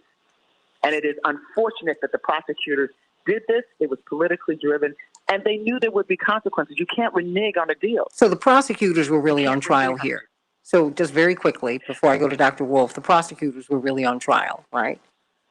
Absolutely. I believe the prosecutors are on trial in this case, but I want to make it clear to those women and men who have been victims, please don't let this stop you. It should not have a chilling effect on people who have been victims of sexual assault and molestation, men and women. And unfortunately, I think that's what's happening. And I regret that because this opinion had nothing to do with his guilt or innocence. If it had to do with his guilt or innocence, I could then see why people would feel that way. But it's hard to separate, and I do understand that. But I want to make sure that people understand the legal ramifications, the analysis, and what the Pennsylvania Supreme Court ruled, because I think it's important to know that. And we all have opinions, but let's have the foundation so we know what was done. And it's a 79-page opinion that's easily accessible online. Yeah, they have it. You can read it and see that. They have it everywhere. You know what, CK, I need you to stay with me, and Dwight, and attorney Fancher. Dr. Wolf, begging your forbearance, because we're talking about something, we want to talk about something that's very, very important, what's happening to our young adults. But of course, I kind of have to go with with the show today because a lot of people want to weigh in on Bill Cosby. So if you could just bear with me because I got a couple more phone calls. Jill hung up. I wish you would have called back. Jill from Bartlett, she wanted to speak with you, Attorney Hoffler, about this case. But Pam, you're back. Uh, did CK help you at all? Did what you heard from her, did that help you at all? Well, I understood what Attorney CK said, but Santita, I wanted to clarify. I never said that the case was about rape. Okay. I did preface my my first statement is that if he's free because of a legal technicality or against the law, that's fine. Then I went on to say that Beverly Johnson, that brought credibility to the complaint for me. Beverly Johnson said that she was drugged, I think in the vicinity. I don't know if it was at Cosby's house or hotel. It was at the house, but it's curious to me. Renee made a point. Well, no. I want to engage you. No, I hear you. I want to engage you, Pam, because when you brought that in, that's what the media keep doing. They keep bringing that into the case, and the Pennsylvania State Supreme Court didn't rule on that. That was not an issue. Their issue was they were really dealing with their own police system. Their prosecutors were the ones. That would be district attorney. Yeah, no, but I'm just saying, I think we need to pay attention to that with all the legal issues that we've got. We've got to look at prosecutorial. I'm paying attention to it all. No. What I'm simply saying is prosecutorial misconduct is a real issue. I understand that. Right? Really, and so I want us to keep everything separate. Even though there are a lot of. I wanted to clarify that I never thought that this was based on. I do, but I didn't want that out there in the universe. I don't want that in the universe, but what I'm trying to help you to see is that when we're conflating a lot, okay? You said, I think I was clear. I made one statement and then I transitioned to another. Yeah, but I'm not trying to conflate anything. All I'm trying to tell you is just what I'm sharing with you, Pam, is to be very careful. Because what they're doing, because what that's not happening in the mainstream media, and that's not happening in the general discourse. We're conflating a lot. Not you, but we are making a shift from the prosecutors reneging on a deal, and the state Supreme Court of the Commonwealth of Pennsylvania dealing with that, and who were upbraided yesterday. They were the ones. Now, if we want to have another kind of discussion about Dr. Cosby and what you feel the charges were and all of that, I think that we should do that. But I think that for the purposes of what we're dealing with here, I think we should at least try to keep things separate or to put things in particular baskets. Okay? I mean, that's all I'm saying. I agree, but I just wanted to make sure that my statements were not misunderstood. Okay, no, I got you. I got you. And that's why I want to call back. I want clarification from you, okay? Thank you. And if I could respond to Pam too, no, we got it. I got it. I didn't interpret your comments that way at all. I was just wanting to make sure that people understood what the legal analysis was, because I think that was very important. I think that we should be informed and know what was done by the Supreme Court of Pennsylvania and what was not done, so that we're able to then bifurcate how we feel about some of the underlying issues that were not addressed by the Supreme Court of Pennsylvania. They were not addressed. But that's a conversation, that we've been having on radio and television in our communities for a very long time. And that's what mainstream media, I think, is focused on. Oh yeah. Jill is back. Jill, you wanted to speak with Attorney Hoffler? Yes, thank you. Hey, Jill. Open a can of worms here. Yes, I'm here. Oh, that's fine. Please go on. Yes. And okay. As much as I don't like it, I understand the Supreme Court decision and an agreement, a deal, the law, the Constitution. However, this is going to open a can of worms in that why does the same not apply when a suspect is in custody and the police can use mistruths to confuse or interrogate a suspect. CK? I mean, if we're That's an excellent point. if we're Okay, Pam. I'm not Pam. I'm sorry. What's the name of the Oh, caller? this is Jill. Jill? Jill. Jill, that is an excellent point, and I'll respond to it this way. The police do this, and they have to have the consent of the prosecutor. Okay, hold on one second. We're going to have to put Jill on mute so that we can, we're not cutting you off, Jill. We just want to be able to hear.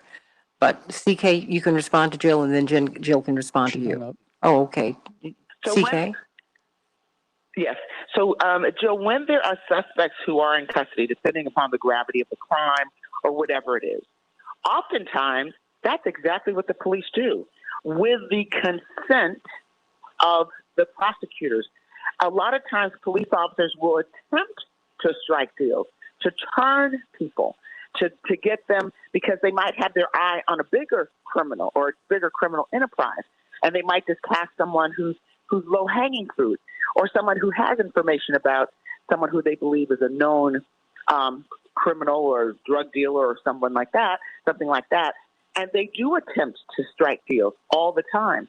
And unfortunately, a lot of times, I think one of the callers said this, a lot of times people strike these deals and think that they're getting one thing, and then they go through the system and get another thing. So there are people because of their lack of literacy with the criminal justice system, which is very common. When I say lack of literacy, people may not understand what they're signing. Someone, a police officer followed by a prosecutor will come to them and say, look, okay, this is a deal. In exchange for you pleading guilty to this and that and this and that, we will do this and that and this and that, because quite frankly, you're going to be convicted. And so what you want to do is, try to take a plea because the evidence is back against you or whatever. Or there's somebody else who we're looking to get if you can give testimony. And people sign away their rights all of the time. So it does happen on the police level. It's just that the police can't do that alone without the consent of the prosecutors, because it's something that's in writing, or even if it's not in writing, like in this case, that was one of the arguments. It was not in writing. There was no legal document. It was in the media. It was in the press. It was all of that. The lawyers agreed to it. That it's not in writing, I fault the lawyers. I mean, I don't know how that works. But whether it's in writing or not, that was the agreement, and Bill Cosby and his team relied upon that. And the prosecutor said publicly, made statements about it. And then later, the next prosecutor, who was politically driven, that's a political position, took a position that he was going to bring Bill Cosby down, no matter what that office did previously. Okay. And that's what he did. Well, let me bring Jill back very quickly. I mean, Max, I apologize, but this is just live radio and where we are. But Jill, you're back? I guess, pretty simplistic that in my mind, that, the truth is truth. And the truth was a deal was made with the prosecutor and Cosby's lawyer. It was all about the truth and honesty and integrity of a deal, correct? Mm-hmm. Why I understand going after the bigger fish, but if I'm in an interrogation room because I stole a car, why can the police interrogate me and why that they have me on video that I stole that car, or they have witnesses so now in my mind I go right to a plea deal on something that I didn't do. And, it's hard for me to rule on an individual case without having the facts, but I just wanted to make the point that it does happen. But when law enforcement is making that deal, it's with the consent of a prosecutor. Somebody is giving them the authorization. It should be. And people should seek to have that in writing, which it usually is. So I can't rule on a specific case. Mm-hmm. Well, the deal is with the prosecutor, but it's not with the person in the interrogation room that is most affected and possibly accused of something that that they didn't do, but they're hearing It should be with that person. Well, Jill, what bothers you about all of this? What bothers you about what you saw yesterday, or what you've been seeing in this particular case? I think it's consistency. Mm-hmm.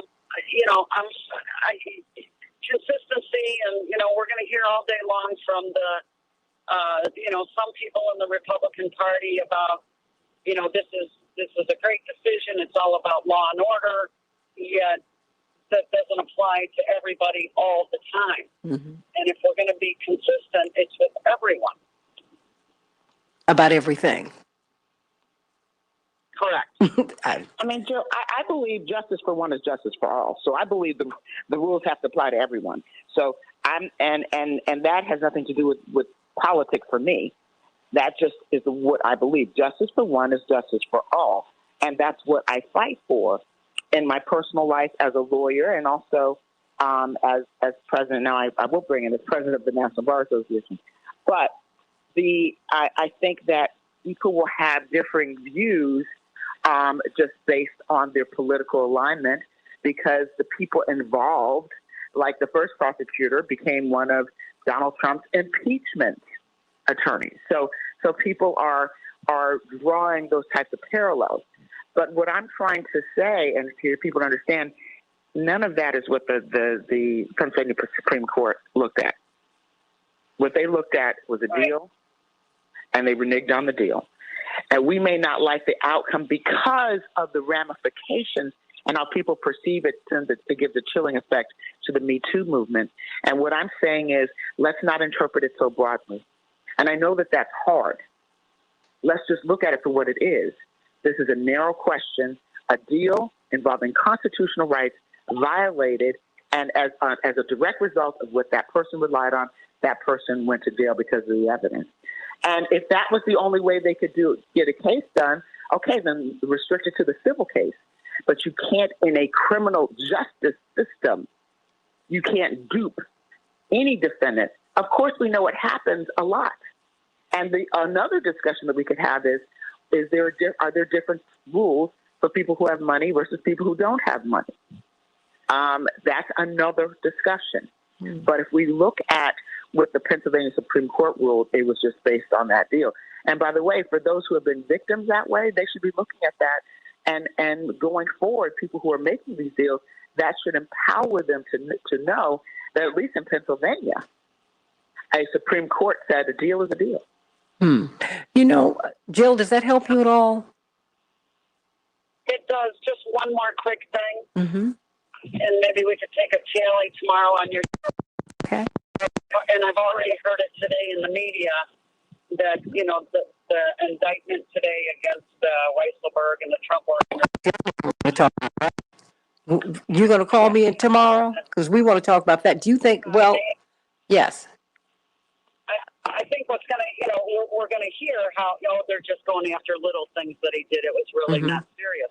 Well, if it were you and I, and we had, if I cheat the government out of $100 and they audit me, then I have consequences. Okay. Well, we're going to talk about this tomorrow. we had to begin to get through this today, but keep listening, and you call in, Jill, because you're asking some great questions. Mm-hmm. Dr. I love the show. Oh, I love you, Jill, and be careful while you're driving out there, okay? Will do. Got to get you to that barbecue for the weekend. How about that? Oh my gosh. Dr. Max Wolf, my apologies to you. I have to say this to you on the air because he has this segment every Thursday at 7:30. And we had so many stories that broke yesterday, and we started this segment early and and in anticipation of this segment that you and I were going to do today. But I want us to, when you come back, I do want us to talk about our young people who are not getting an education and who are not getting a skill. That to me has monumental consequences. It's very unsettling when I was reading these numbers, and you and I were going to talk about this today. And so if you want to make a brief comment on that, or just this atmosphere in which we find ourselves, you don't have to comment on the Cosby case or anything like that. But it just seems like everything's on the table right now. We have something coming at us all day, every day, Dr. Wolf, just every day. Sure enough. True enough. And look, unfortunately, we can talk about unemployed youth not in an education or training program on a lot of different dates. It's not a sort of immediate story. It's immediately important, but it's a long-term story. I guess to me, and I didn't follow the detail of the Cosby case and any of its previous machinations enough to have an informed opinion worth sharing or worth hearing for anyone. But to me, these things all kind of come down to something a little bit different, which is we have lost faith in our authorities and institutions here. And I think the 4 years of the Trump administration did a number on what faith remained for a lot of folks. And even when he was in there, the people who supported him and liked him, he curried their interest by denouncing all institutions save his own name, right? So he didn't invest in anything other than himself or back or agree to anything other than himself. It was a cult of personality. So it further eroded the institution. And I think the tough thing, if you're a social critic, is on the one hand, we really do want people to be critical of institutions that often do them wrong. On the other hand, society cannot function without a minimum faith and buy-in, because then collective institutions flounder and we end up with rule by force or cash. And that is always worse than even a broken system that promises better. So I think all these moments remind us of how thin the faith has become in institutions and officialdom. And so folks tend to read whatever their agenda is into anything, and they find their algorithmically backed opinion everywhere, and they find little patience and intellectual interest to learn from someone else and that other person's point of view. And that sets people on a crash course, which is socially problematic, to say the least. Well, the social contract is being shredded. I mean, there's no longer a common good that binds us. We've had our problems, but at least we've had some baseline, a common good. And I don't know if we really have that anymore. I literally have 1 minute for you, Dwight, 1 minute. And when you hear my voice, I'm going to have to move on to Mark Fancher because we've got a hard out. Dwight, if you can put a bow around this today, our takeaway in 1 minute. My takeaway again is selective for prosecution. Is Jack Johnson went to jail. Mike Tyson went to jail. Bill Cosby went to jail. Bill Clinton went to the White House. Marv Albert went to the Hall of Fame. It's even within the confines of the law that's selective prosecution. And the combination of having money, even when you're black, does not necessarily save you from your reality. Mark Fancher, 1 minute. I think he hung up. Oh, well, I think we lost Mark Fancher. And if you want to give us 1 minute, literally, CK, before we get out of here. Well, I think that justice for one is justice for all. Let's look at this opinion for what it is. There's going to be a lot of pain. I do share in the pain for those people who are victims going forward and those people who feel like they've been duped and double-crossed. This is a case about a prosecutor who made a deal and a potential defendant relied on that deal to his detriment, made statements, and then the prosecutor, the office, reneged on that deal, and the Supreme Court of Pennsylvania said, no, you cannot do that. And someone ran for office and won a seat, on abrogating all of this. And that, for me, is problematic also. It's as problematic as everything. There's so many layers to this. And I want to be sensitive to this. I want to be sensitive to everybody. Remember, there are 360 degrees here. There is a global view, and each degree around this circle really does matter. So, let's try to have some respectful conversations. I promise you we will have an extended conversation about this. I'll plan on this in the next day or so. And we're also going to be talking about what's happening with the Trump organization. Tomorrow I'd like to find out from you, do you think that all of these indictments and these prosecutions, will they stop President Trump from running for office in 2024? I mean, think about that. Many people are feeling that he's framing this as a political persecution that is designed to keep him from running for office. Do you think that'll work? And what more do you think about this case? I want you to continue to weigh in here and on my page, on the Santita Jackson and Friends page. God bless you all. It's been a joy to be with you today. We'll talk a little bit more over here on the Santita Jackson and Friends page. to get your thoughts. But, Dr. Wolf, as always, you come up with something so profound. You know, the mistrust of our institutions will be the undermining and undoing of our society as a whole. So let's put the integrity back in these institutions so that we can have something that we trust. Republican, Democrat, Independent, anything in between or outside of that. We need that. That indeed binds us together as a people, as Americans, as a human family. God bless you, everybody. Have a wonderful, wonderful day.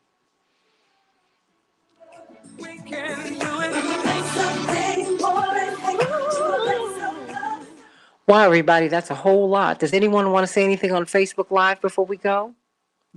Max, please accept my apologies. This case is just so emotional for everybody. I didn't think it would take up all the air in the show today, but it certainly has done that. And you've been so generous in sharing your time. And I want to thank you for that, Max.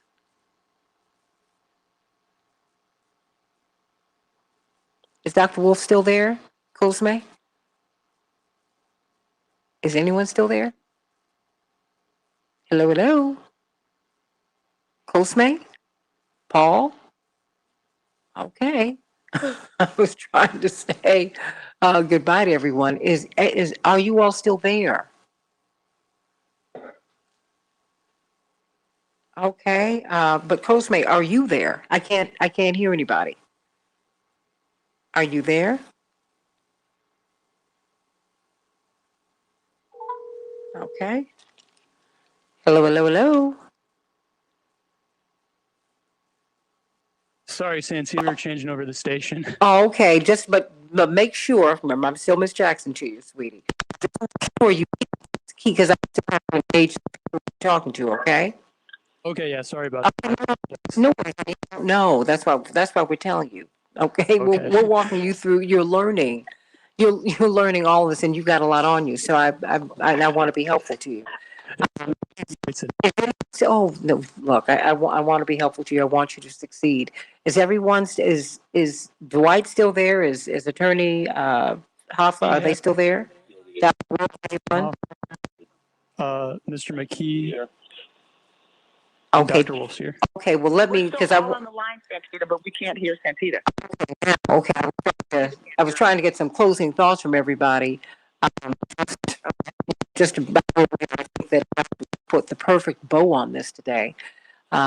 Because I think that's what's been so unsettling. I wanted to really thank you, CK, for making so many of these issues very clear, and you too, Dwight McKee and Attorney Fancher, and you too, Dr. Wolf, because I think I like to tease things out so that we can see what we're really looking at, because we do a lot of conflating, and the mainstream media do a lot of that. They do a lot of conflating, and it doesn't help us. It really, really doesn't help us. You could hear from the questions and the comments that there is genuine curiosity, a little bit of confusion, and a real desire to know what we're really looking at. And even beyond this case, we need to know what we're looking at.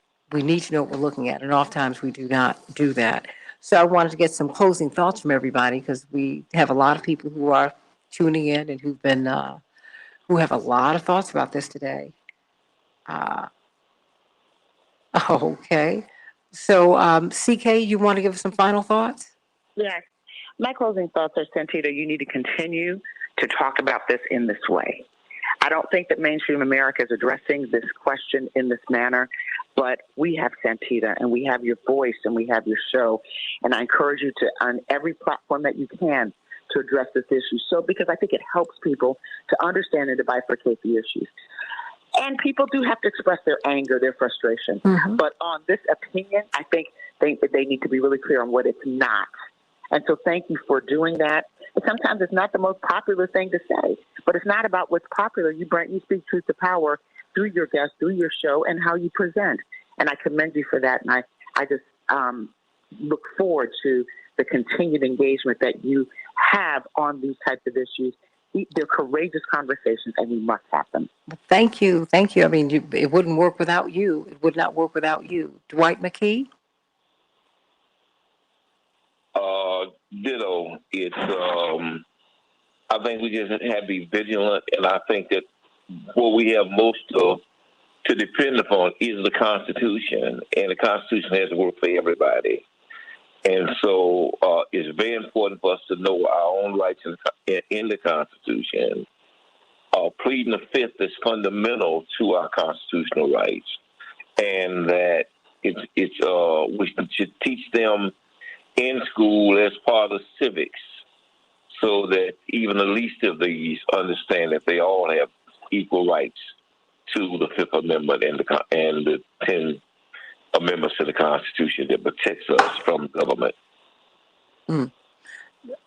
And your final thoughts, just generally, Dr. Wolf, because of course we were going to be talking about our children, and we must talk about them because Dwight and CK, these numbers are disturbing. 1 in 5 of our youth in the United States are not in school right now, and they're not learning a skill. They're just sitting there. Whew. Yeah, so they're called NEAT numbers, and it's not NEAT as in tidy and positive. It's an acronym, NEET. Mm-hmm. So it's not in education, not in training, and not employed, mm-hmm. right? And so it's sort of fallen out of the official certified universe. Sometimes the numbers get reported in June. We should point out, too, for drama purposes, because folks are in a limbo, a lot of younger people between school and work and summer plans. And so sometimes the June numbers overstate, but the June over June, which doesn't have that problem, just shows a lot of people who aren't or can't getting internships or jobs or slots in schools, or maybe choosing not to go to the schools while they're kind of virtual and therefore possibly less effective. And so you just get an enormous number of folks who are kind of falling through the cracks. And all the research we have shows us that if you can't get your hands and feet on those lower rungs of the ladder, it's very difficult for you to climb up, right? And so if you have a protracted period in which you're not in education, training, or the labor force in your late teens and early 20s, all life's greater challenges of consistent employment and getting benefits and being able to support yourself and put down roots in a community and build a family, all those prospects are seriously and significantly dimmed by that experience. So it's very important to track because it tends to have a really powerful effect on the long-term viability of people to be pillars of the community and have a dignified life in which they can be useful to themselves and others. And Dwight, this speaks to the work that you're doing. Dr. Wolf there and Attorney Hoffler, there is a wonderful documentary that was just debuted at the Tribeca Film Festival about the work that Dwight and Reverend Marshall Hatch and his son, Marshall Hatch Jr., are doing on the west side of Chicago with some young black men. We found this data, Dwight, that 1 in 5 American youth are not in school right now, and they're not in training. They're not learning a skill. They are not doing anything. And so that's something for us to look at, and that is what we were going to look at today, and we are going to look at it because that, Dwight, is just, that's devastating news. I mean, we're losing our kids in school and in grammar school, and we're losing them as they get a little older, as they're supposed to be moving into the workforce, Dwight. It's devastating. It's devastating. There's a lot, everybody, that we're looking at. But you know what? I think the reason I'm hopeful is because I think that all of these injustices and the things that we need to do right, not just do better, but do right, they're being exposed. And that means, what you reveal, you can heal. We can make it right. We can make all these things right. And I hope that we will come together and do this. And we will continue to have this conversation about this Cosby case because it really resonates with us on so many levels. We're going to be talking about President Trump and what all of these cases mean to all of us, because it impacts. Remember, he got more than 74 million votes. Everybody, he has a lot of people who have a lot of feelings about him too, and he says wait until 2024. He is planning to run, I do believe, and. What will all these prosecutions? What will they mean? Are these prosecutions being read as persecutions by his people? And unless something else happens today, and it could be anything, we're going to talk about that tomorrow too, on the eve of 4th of July. So, if begging everyone's pardon, if you have anything else does anyone else have anything else they'd like to add? Dwight, CK, Dr. Wolf? Okay. Not me. To everyone. Well, you know what? Happy 4th. God bless you, everybody. I'll see you tomorrow. And certainly maybe in the next couple of days so we can tease out this particular case, because it brings up a lot of issues have been brought up. And I hope that we will get away from this cancel culture, everybody, where we discard people with whom we disagree or with whom we don't agree. Lose this post as the dean of the School of Fine Arts at Howard University because she tweeted out her support for a man she worked with for more than a decade. I don't think she should lose that. And I don't think we should lose respect for the incredible body of work that she has. We've got to, you don't have to agree with everybody all the time. You don't even agree with some of the opinions you had last week, let alone 10 years ago or 10 years before that. So let's grow up, everybody. Think about that. Think about that. Let's be kind to each other. Let's be understanding. Let's give each other the grace that we want to receive ourselves. Think about that. Think about that. So let's stop throwing each other away. Stop it. Stop it. Stop it. Stop it. I love everybody. I'll see you tomorrow on the Santita Jackson Show. God bless you. Coachman, you did a great job. Thank you, Paul, for directing him and making this show possible. My love to everybody. God bless. I'll see you tomorrow.